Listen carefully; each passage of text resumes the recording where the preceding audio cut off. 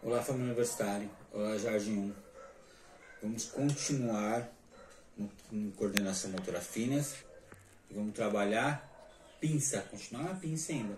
Agora vamos utilizar alguns potinhos, exatamente são 5, e alguns pratinhos descartáveis.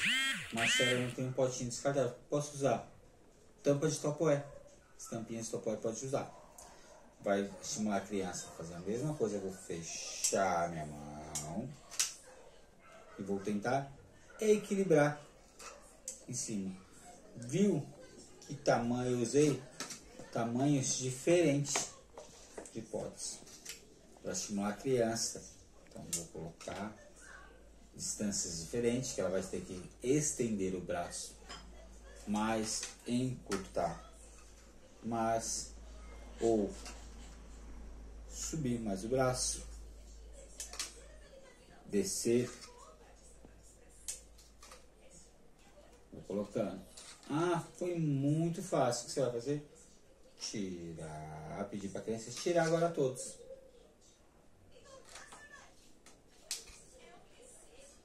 Vai tirando. Ah, consegui com a mão direita. Vamos tentar com a mão esquerda.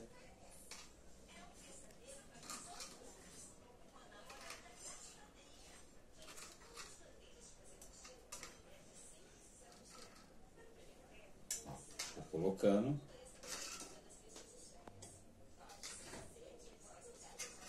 Aí faço a mesma coisa que eu coloquei, eu tiro também.